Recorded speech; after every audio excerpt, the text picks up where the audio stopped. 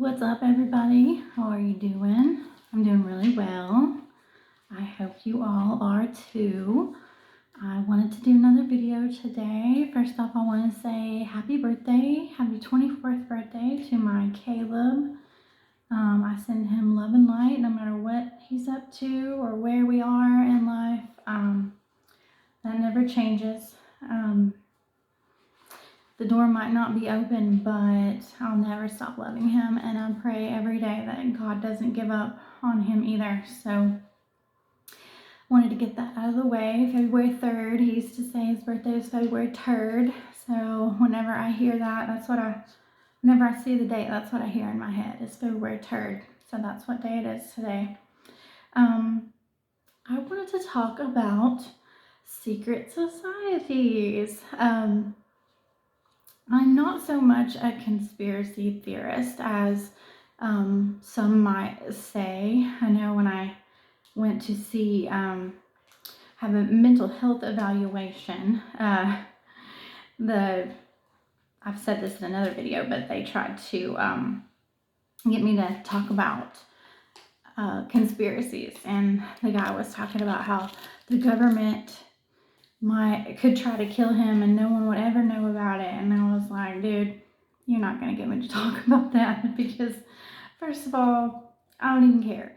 Second of all, I look for facts behind things. So conspiracy theories catch fire because there's some kind of truth to them. So if you think independently and you do your own research, which I advise all of you to do, please don't be a conformist. Please don't follow the pack. Definitely do your own research. There's a lot of rabbit holes that you could go down, but I mainly started to learn about these before you cue Crazy Train. Robbie, thanks for that. I'm glad that happened, because instead of thinking of Chipper Jones and his At Bat song, now when I think of Crazy Train, I think about people posting it in my honor and how it opened my eyes to how people that said that they loved me didn't really love me. And in fact, they were on the side of someone who had devastated me to pieces. So I wear Crazy Train like a badge of honor. I so appreciated that. It's one of the biggest blessings of my life, because it let me know who was for me and who was not for me. So before you cue it in this situation, however, just know that my ex-husband taught me almost everything that I'm about to say. So it wasn't some rabbit hole that I went down on my own. I started to learn about secret societies when my ex-husband became politically involved, and then he started telling me about it, and I watched some documentaries, I read a couple of books, and I got really interested in Ron Paul and joined the Campaign for Liberty. It wasn't didn't officially have a charter here in Chattanooga, but we definitely met up and we protested things, and I became politically involved in a town called Red Bank, which is a 6-mile city, which is an enclave in Chattanooga, and it's where I went to 6th grade through 12th grade. And my oldest son graduated from there, my ex-husband graduated from there, I have cousins that went there. So anyway, I was living there right after I became politically active. So I think it's very important to be involved locally. I think that's where you can make the most impact, mainly because you can go to your town hall meetings, you can go to your council meetings, and you're face to face with your elected officials. So it's kind of hard to ignore you when you're right there in front of them when they're voting on these things, and you can step up to the podium and you can voice your concerns. You can, put things before them on a very personal level. It's hard to do that with the House and definitely the Senate. It's very hard to get your concerns heard, and it's a lot more likely that lobbying will go on at a higher level, And once, the House and the Senate leaders are put in their seats, there's no term limits, which I think there should be, but it's a lot more likely once they get that high that they don't have that personal touch with you, and they can get further and further away from doing the things and adhering to the things that they said that they would do once you elected them.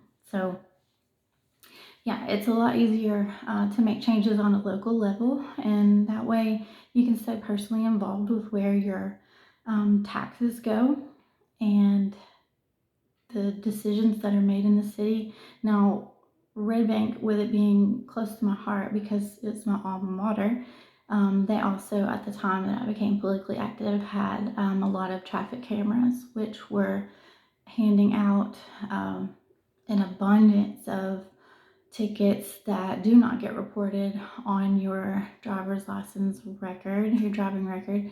They were mainly for revenue, and the company even gets to come out and do their little surveys, and they decide where they go. So the city doesn't even decide where they go. The company that makes money off of them and then gives the city a cut of that money gets to decide where they go. And then they started lying, saying that the traffic cameras were responsible for catching some robbery, home robbery thieves, and it was not. It was traced back to a citizen that saw the thieves and called and reported them. It didn't happen because of the cameras at all, but they were using that to try to keep the cameras up and fight that. But we were also involved with the baseball program, and we hosted a state tournament, and a lot of people in town and a lot of out of towners that came to Red Bank for that tournament got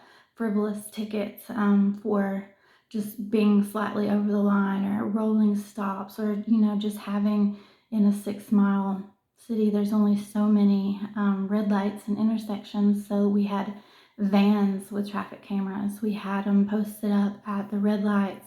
They were everywhere, and because it's an enclave, you can go around the city. And a lot of people that got tickets just decided to, knowing that they were for revenue only, decided to start boycotting the city, and therefore businesses were hurting. People were just, they didn't have to go through Red Bank, so they didn't go through Red Bank. So I became active in, I found a candidate that I had gone to school with that was going up against the mayor that was supporting these lies, and he, rest in peace, Joe Glasscock, he had quoted something. This is what we started protesting the cameras against to him, because he quoted that there was no privacy anymore. And this is someone that had not only made an oath to the Constitution through his being a mayor, but he was also a member of the armed forces. So he had pledged to uphold the Constitution, but said that there was no privacy anymore and that we just needed to get used to it. And I was like, the hell I am.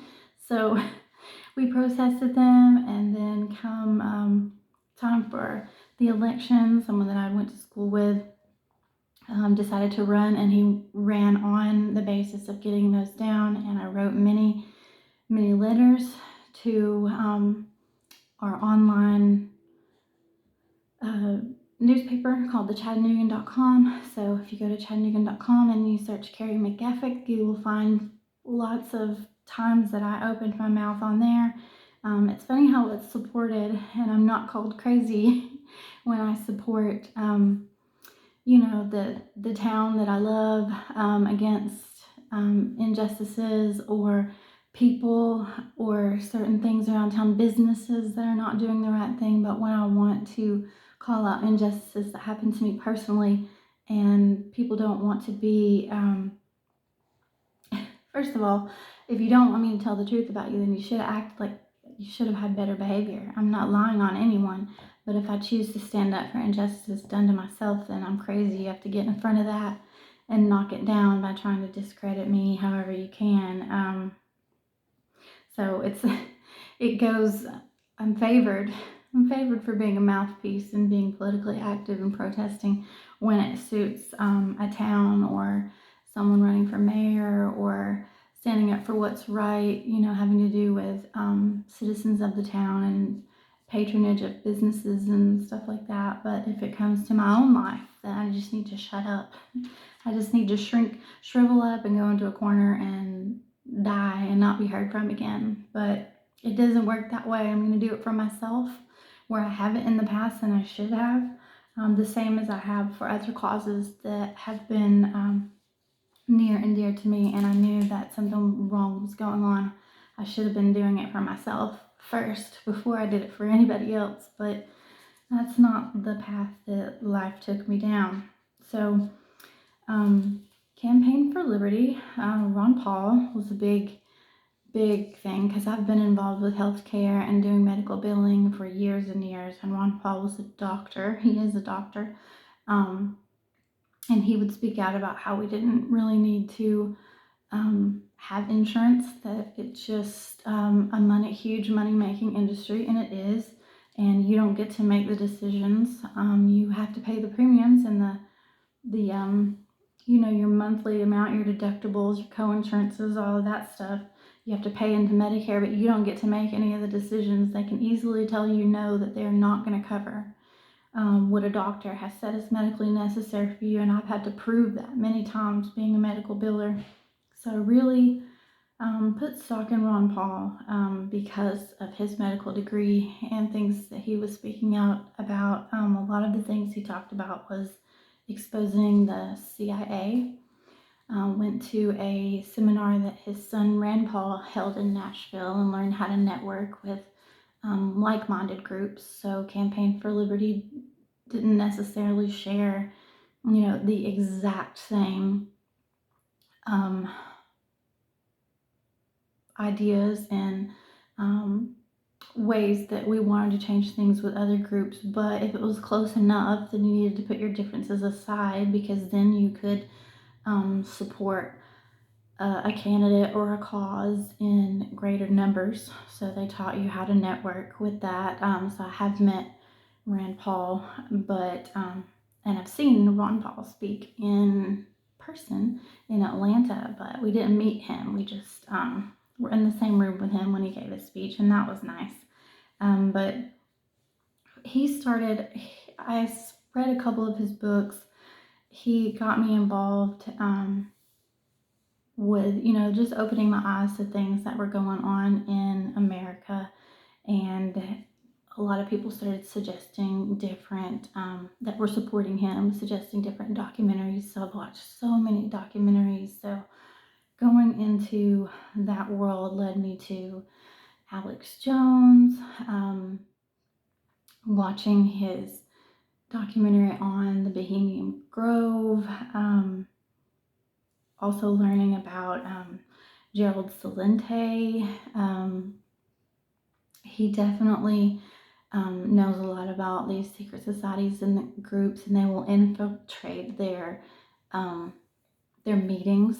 And every year, Gerald Celente has someone that will report back to him on different meetings where either the staff or someone that's invited will leak information about the trends that have been decided up front in these meetings. And every year, like clockwork, the things that are reported back to him on the agenda for these meetings will come into play.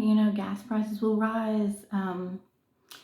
The things that they discuss in these meetings will happen. The different things that are planned ahead of time that the public sees as a crisis or something that arose all of a sudden without anyone's control, they knew about it the whole time. So we've been lied to about many, many things, and people slowly infiltrating these groups will prove with the agendas and the notes and videos from these meetings that they have decided ahead of time what is going to happen in our country. And it always plays out just as they said it would. So it's not something that someone's making up. It's factual. It's not given. The information is not given on who reported these things, although Alex Jones did sneak into the Bohemian Grove and saw their rituals himself, and he posted the videos about that himself, and a lot of senators and House leaders have been very upset when he confronted them about having snuck into there, because it's said in these places that that's where the president is decided. So after Ron Paul stopped running, I stopped voting for a president, because I don't believe that we decide who the president is going to be. I believe that the powers that were, yes, I said that right, decide who the president's going to be, and they keep everyone arguing about sides, Republican and Democrat, and this and that, because they want to distract you. They want you to be arguing over things when in fact these things have already been decided by the rich people of the world, the Vanderbilts, the Rothschilds, the Rockefellers. Those are the people. I think it was Rothschild that said he who controls money controls the world. So they are the ones that decide the things for our country. The president, the things that are going to happen, not the people. It's just a ruse. If you look up Hegelian dialect, it will tell you very much the different tactics that they use to keep people confused, to keep them distracted, to keep them fighting against each other rather than paying attention to what's really going on. And they slide so much through the bills, through getting things passed in the House and Senate and into law, right under your nose, while you're being distracted by things like plane crashes, like wildfires, like things that, 9/11, things that they either knew about or they had complete control over, and like actually set it into motion ourselves to incite fear. First of all, they're feeding off of that. These people that believe in rituals, and they believe in um, feeding off of the negative energy to help them feel more powerful.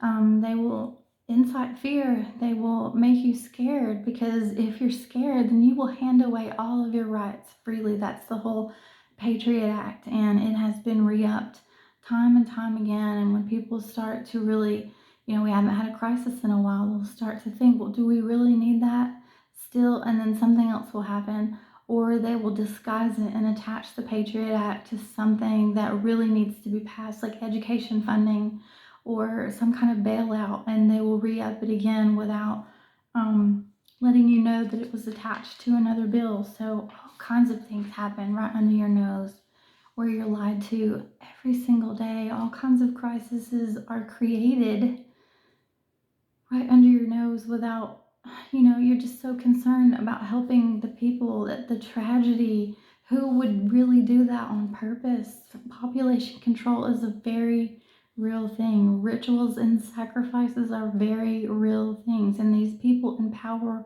will do whatever is necessary to keep you confused, to keep you in a fog, to keep you scared, so that they can keep their power, they can keep their 1%. Slowly, but surely every year there becomes a larger margin between the haves and the have-nots. All of this tariff stuff right now, that's going to do it. It'll create more problems for us. We'll have to pay more for certain things.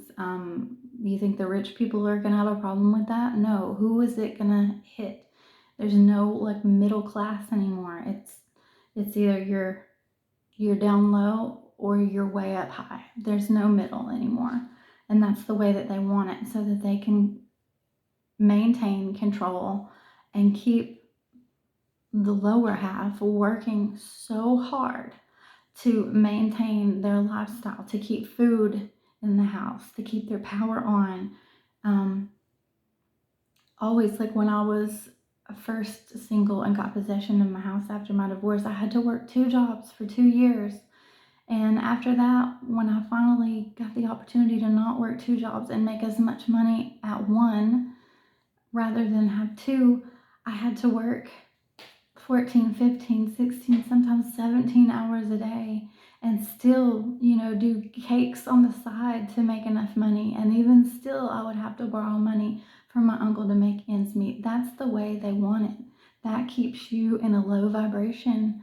that keeps you in despair, that keeps you tired, that keeps you chasing your tail so that you never have enough time to recuperate, to recalibrate, to rest and relax and enjoy the lifestyle that you're building. It completely takes away your just your level of enjoyment for life at all. There's no work-life balance. You're just chasing your tail. That's the way they want it. That's a major way that we're lied to, is that they want you to work so hard that you never have time to dissect what's really going on, to open your eyes, to wake up to the fact that that is not why we are here.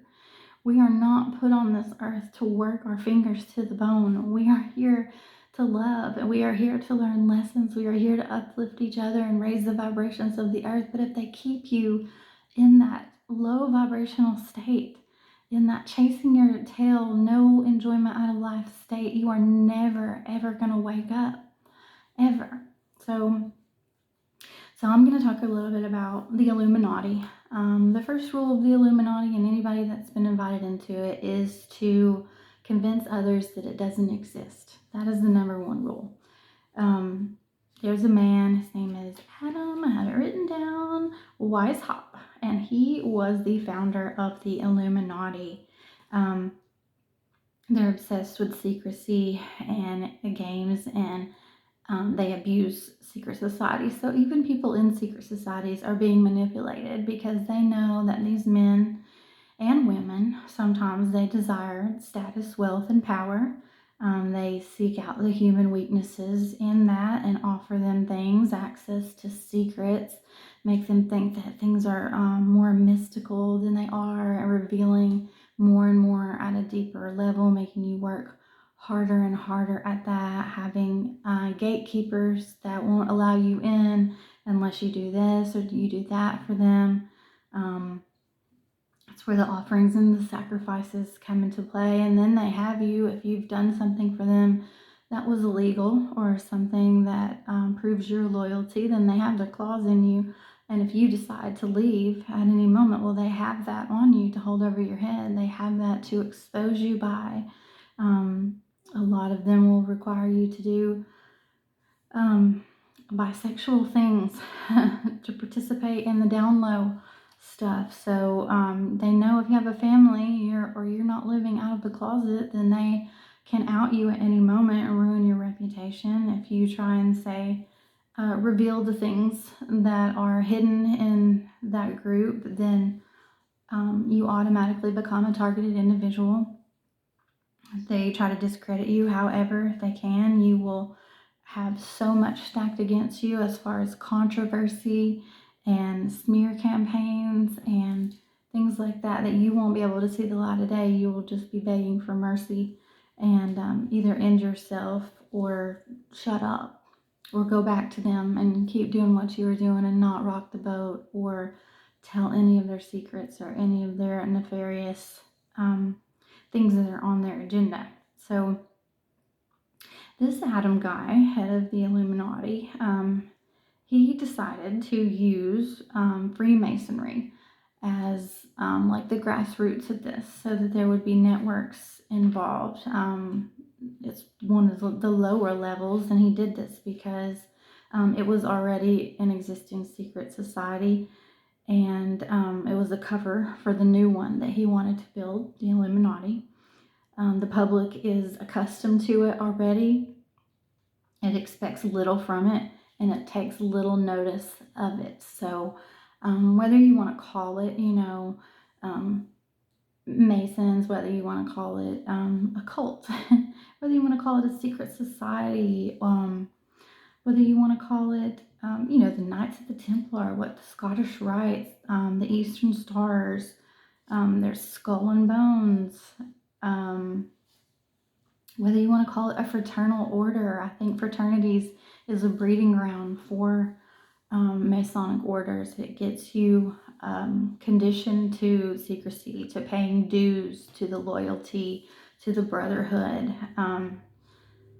Definitely breeds people, getting ready them for Masons. I know when we were in Campaign for Liberty, there was a lot of documentaries that we watched on Freemasonry, and how if anyone in the group was wearing a ring with the Masonic order emblem on there, then they were to not be trusted. I remember there was this guy named Justin, and he started following me, and I was like, why is he following me? He's already sus. Nobody was following me in the group. I still keep up with some of them, like Adam Kokesh. He's still libertarian. Ron Paul was basically libertarian. The only reason that he was Republican is because he said libertarians were the grassroots of the Republican Party. That when they became neoconservatives is when he stepped away from Republican Party, but he had to run as a Republican to get on the main ballot. So I'm really a libertarian if I had to put myself in a category. But yeah, Masons were excellent recruiting grounds. Positions of leadership would be sought within the group. I never thought of it in a local level until when I was doing medical billing, and the medical billing company did a lot of DME, worked for sleep study doctors, so we provided a lot of CPAP machines and all of the parts that go with it, the filters, the hoses, all that stuff. And then we also had salesmen that went around to orthopedics, so we sold a lot of TENS units and braces and things like that. And that company got bought by a pharmacy, and there was a guy named Eddie, called him Fast Eddie because he was very sleazy, liked to play grab ass in the office with all the girls, and he had all of his little side hustles that he was trying to incorporate within the pharmacy to get more money for the pharmacy, like laser hair removal, tattoo removal, a mastectomy boutique where we had, the bras that would that the women with mastectomies would come in and get fitted for and wear. He had all these little side hustles, and he was just very sleazy. But he mentioned that he was in a Masonic group, and then he started mentioning, I think I said the name of my dentist one day, and he was like, oh yeah, that old son of a bitch, he's in the group too. And I started to realize that a lot of just people, I was very naive to these secret societies and these groups and thought nothing of them until I became involved politically and with the Campaign for Liberty and watching these documentaries. I just thought they're very innocent, they're charitable, but that's the whole point of it, is that, like I said, people expect little from it. They're accustomed to it. They don't take notice. So all of that, just like on a national scale or a world scale with the Illuminati, these things are happening right under your nose, and you're thinking that they're innocent, but these people are really networking to get the things that they want out of the public. It's all a ruse. They seek these positions of power. They reach out to people with influence, try to advance their careers, put them in strategic placements. Like, say for instance, if you work your way up from Masons and you go to a national level, these people are, there's the CFR, the Council on Foreign Relations, and they often use propaganda as far as their ambassadors for different countries. They're doing charitable work, like Angelina Jolie was working for them. Once you receive a certain amount of notoriety, you have a certain amount of following, these groups will approach you. You can look up interviews with, these things, they slip up and they talk about them on camera all the time, as far as hushing celebrities that are not involved or have rejected them from talking about it, because, like I said, the number one job is to act like it's not real, that it's not a thing. Jay-Z and Beyonce do it all the time, trying to call it non-existent, but that's their job, is to do that. But there's this one interview that sticks out between Kevin Hart and Kelly Clarkson, and you guys can look this up, and she mentions it about how she got approached and asked to do things, and she did not take them up on it, but obviously Kevin Hart did, and he was telling her to to not talk about it because they were in the room right then and there. And she was like, oh, okay. So, and Kevin Hart has talked lots of times about the room, trying to get in that room. I remember putting Oprah on my vision board years ago because I wanted to get, not because I wanted to be Oprah, but I knew that she's very much tainted in that way and has been affiliated with the Illuminati. But just wanted to be in that room because it would be my goal to, infiltrate, to dismantle, much like CPS or DCS and things like that, corrupt organizations that have reach, that can do whatever they want to you, and you can't do a thing about it because they have so much power and control. But Kevin Hart talks about the room, being in that room, and how there's another door past the room, that once you think you get to that level and that you've satisfied, yourself with the success and the wealth, and the celebrity of it, that there's another room. They keep dangling the carrot. This is the manipulation that's inside of these societies to keep you going, other than with the blackmail, is they offer the enlightenment. Once you do this, then we'll let you in this next room, and then we'll tell you more secrets. Then we'll give you this information about life and the reality of, why we're here and what it's all about, and shed more of the conditioning to let you be in on more secrets and this and that. So there's always another door. There's always another carrot to be dangled. You're never done. You have to pay dues, and I don't just mean money. I mean sacrifices of many different kinds.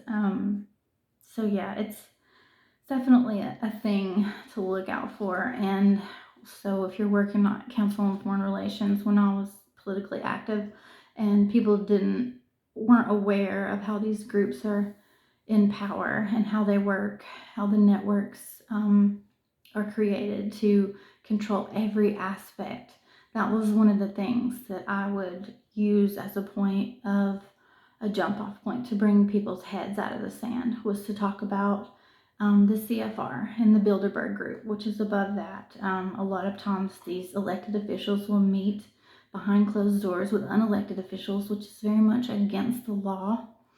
And once you could prove that, and you could let them know, like, look, this person that you voted for or that you thought was a good guy and out for, the public, representing them, and these points that they ran for office on, they're meeting behind closed doors with this person or that person, and here's proof of that. Or if they were religious or they went to a certain university, that everyone in the CFR, you can look up any major university, any major media outlet, any major outlet at all, whether it be university, media, talking radio, newspaper, anything. You can look up someone that is in that organization that is represented at the CFR. They have a position. They put these people, they reach out to them and they put them where they want them on purpose. That way everyone is aligned with the agenda. And if anything happens at any of those places, they have a contact where they can make things happen. They know who to go to because they have already put someone there on purpose. So why would we think? That's the important part of this video, is not just to make you guys aware that these secret societies exist and how they appoint people or approach people that are already in power, in a position, advance their careers, put people where they want them if they're not already affiliated, that it starts somewhere, and it starts on a local level. So to pretend like it isn't happening right under your nose in your own city or town is very naive and very uninformed. So I just want everyone to open their eyes that this starts somewhere, whether it be sororities, whether it be fraternities, whether it be Masons. It starts somewhere, and it breeds misogyny, white supremacy, coercion, manipulation. It's perjury. If you look on the local level, I've talked in one of my other videos about my cousin, who's a police officer, that was within a group that all became demoted and put on desk duty because they were found to be lying on the stand in court. And so it obviously came to someone's attention, so they had to give them a public slap on the wrist. So these people were listed in the paper and online as being demoted, and then now he is one of the highest paid police officers in the city. So, they'll do it if they get caught doing what they were asked to do by the powers that be, being instrumental in whatever way that they needed them to be. They will publicly slap them on the wrist and then slowly, right under your nose, bring them out of their desk duty and put them back on the force. And they've all been promoted and promoted and promoted right under your nose. So nothing really happened to them. They just had to do something publicly because someone noticed. And my uncle has all these rocks in his house from where they went camping and hiking, but he would mark the rocks with all of these lodges, the name of the lodges where they went camping at, and that's where a lot of higher up Masonic meetings happen, is in lodges. So there was all these rocks on the windowsill in the kitchen, and I spent a lot of time in the kitchen because I did cakes there, with the names of all of these lodges that they visited. And then he started telling me, when I wasn't afraid of him and he had to rise up and be a bully to try to control me, that he could get me taken out of there in handcuffs at any time. And then when he locked me out, um, threatening me with warrants that I didn't have online. I could look it up and see if you have a warrant. If I came back to get my stuff, then I would have a warrant. So I knew that it could be created out of thin air at any time, that he could call someone and they would take me out in handcuffs at any time just because he said the word. So I don't want you guys to be naive. Definitely speak up and speak out. Call these things out. Don't be shy. If you are working with the Lord, you're working in the light, He will protect you. So make sure that you keep a paper trail on all the things that you discover that are going on around you, and speak up about them, because the more that we are quiet, the more that it multiplies. The more that these things go unacted on, the more injustices that happen. They've happened so much that people can cross that threshold without blinking an eye. It's been done for years and years and years, generations and generations, and it's applauded, and it continues to grow because no one speaks up or does anything about it. And I don't know how many people were sacrifices, or people that were put in jail because they were lied on by these people that were just acting out of an order. They were given instructions, they were given orders, and they did what they were supposed to do because they're staying loyal to these groups, and they don't want to lose their power. They don't want to be outed. They don't want to lose their position in their community or their wealth. So they're going to do what they have to do to not be blackmailed and not be cut down by what they fought so hard to get into. It's a shortcut, by the way. It's a quick come up.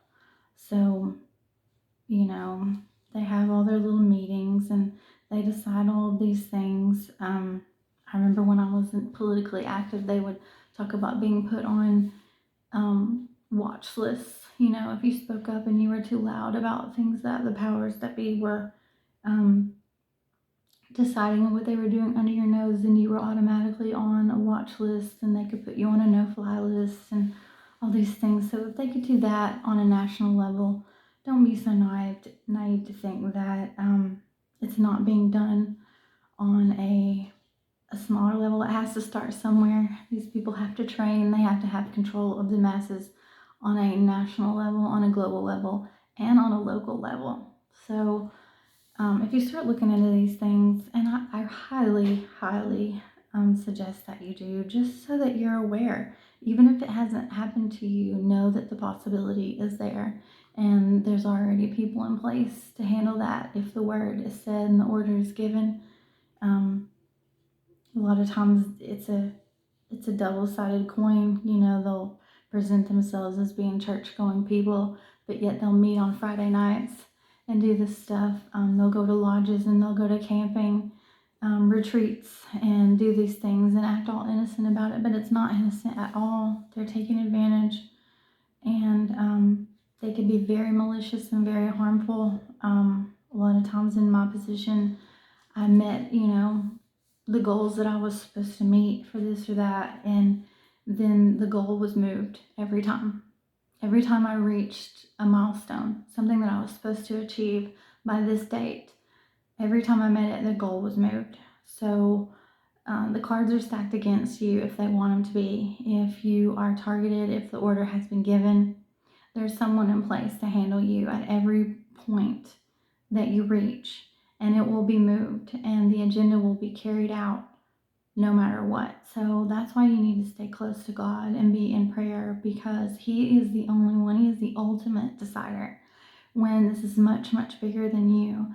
And no matter how hard you try, you are never going to win, because it was already decided by man that this was going to be done to you, that God is who you need to cling to, not man. You go straight to your source, your higher power, to the divine, and ask them to take care of it. You ask for divine intervention. You ask for miracles, because I believe in miracles, and I know that God is going to perform one for me, and I'm not special. He's there for all of us. He's inside all of us. You just have to call upon Him and read Psalms 91, and that will prove it to you. So I know a lot of times they'll get you put in positions where you need help, where they've taken everything away from you and you feel despair, and you need housing, or you need food, you need something. And so I had situations where I need help in that category. There would be people reaching out to me saying, well, we can help you with housing, but you first have to be taken in. Let's do an intake for mental health evaluation. Or like twice, the Susan McNabb Center said that to me, 2 different people. And then would send me lots of apartment listings, trying to get me excited about getting out of the hotel. Look, we can give you this, we can give you this, dangling the carrot for me to enter their mental health help. And then someone else with volunteer behavioral health also called me and tried to offer the same thing if I would admit to a substance abuse problem, or I would come and let them help me with mental health. And that's how they work. They're going to create trauma. They're going to create crisis for you. They're going to create a situation in which you would suffer, in which you would be hurt, in which you would have things, the rug pulled out from under you, things that you love taken from you, your basic necessities taken from you, housing, food, transportation, whatever, and then rush in and say, look, if you do this, then we'll help you, and try to get you back into that corner. So the thing that a lot of groups, secret societies, they'll create trauma for you and then point the finger at you for how you react to it, or that you're exposing them and try to get in front of it and call you crazy, when they were the ones, the Svengalis, the spin doctors, that started it all along. They created the situation. What do they say? The crisis in, what is it, meets, when something meets, creates opportunity. I can't remember what it is, but you can find it. Anyway, well, they create something, and then it makes an opportunity for them, and that gives them the right to step in and say, well, you need me for something, so now we have you cornered. Don't take those deals. Don't make those deals with the devil. Don't join the groups. Stay very much independent in your independent thought. Don't let there be a gatekeeper that says, for instance, like, I wanted a cake business. Well, we'll invest in your cake business. Come with me, follow me. I'll give you everything your heart desires. But you have to be in this group to do it. Don't do it. Don't sell your soul to the devil. Don't create karmic debt. Don't do things to other people that you wouldn't want have done to you. It's evil. It's evil, pure and simple. And if you participate in this, you will have a debt to the devil. Blessings given by God are free and clear. They're because you earn them. That's because you've been a good person. You've planted positive seeds. You've prayed. You've become healed. You've become enlightened. You've become closer to God, and you've ascended, and you've been obedient, and He will reward you. The devil, there's always a price to pay. He always comes to collect. That is not a free and clear blessing, even though He can bless you just the same. You owe that back. And if you can't deliver, He will come to collect, and He will knock you down. And there's no time to pray then. God can't help you after you do that. So stay on the right path. Stay prayed up against these organizations. Know not to go down that path. Question everything, even me. Don't just follow this, video because I said to do it. Do the research. Have the independent thought. Get all of that laid out for yourself so that you're well informed when groups like this that promise you money to get your hands dirty for them, that promise you opportunity and status and wealth. If you will just let them nominate you for this group, and you have this camaraderie and this brotherhood. No, go the long way around. Do it all by yourself. You don't need these groups. It may take you longer, but it's not a race. It's a marathon, okay? They will blackball you. They will try to ostracize you. They will try to isolate you. Get comfortable. Get comfortable fighting hard for what you want. Get comfortable being isolated because you don't need anybody but God. It will hurt you worse down the line if you follow these groups and these promises and you let these carrots be dangled for you to get in this web that the devil weaves that you can't get yourself out of without being covered in blood, being covered in dirt, rolling around in the mud with these low vibrational cheaters that want to get somewhere big, fast, and cut the line, and don't care who they trample on to do it. I know this has been a long video. I just want to scan my notes and make sure that I haven't missed anything because I don't want to make another video on this. This has been enough. Look up celebrities that have definitely turned these groups down, that have turned the offers down and didn't do it. For one, Kanye, he did do it. He plain and clear says his mother was the sacrifice. When he started speaking out against the groups, definitely the music industry, because that's where he got famous. That's where he signed up for the fame at. He talked about, the Jewish people that are the gatekeepers for the music industry, and then they turned it and twisted on him, saying that he was being anti-Semitic because he mentioned Jews. He wasn't being anti-Semitic, but it's a fact that the gatekeepers of the music industry are Jewish. So they flipped that on him, and therefore he became canceled because people that think that if the public thinks you're anti-Semitic, then they're not going to buy anything from you. I had a huge contract with Adidas that got canceled. So they smeared his name. They took his contracts away. They froze his bank accounts. Why do you think he lives mainly in Japan now? Dave Chappelle, Cat Williams, Mel Gibson, Monique, Terrence Howard, all these people have been very vocal, and they will blackball them and they will block them. They'll lose their contracts. They call them crazy. I'm not the only one that goes through this. It's just being done to me on a smaller level, but the higher up you get, you will be approached by the different groups at whatever level you're at to participate in this stuff, and then they'll use McCarthyism to call you out, to put slander on your name, to sling mud at you, to discredit you, to say this person's crazy, they're out of their mind, they don't know what they're talking about, because they don't want to be exposed, because the things they do are horrendous. So then they have to publicly smear your name.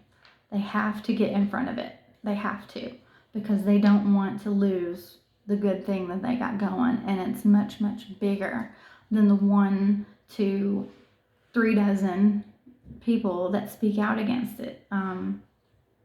They're not going to let it. They're not going to let it fly. They're going to make an example out of you so that no one else rises up. And if they do, you see what happens to those people.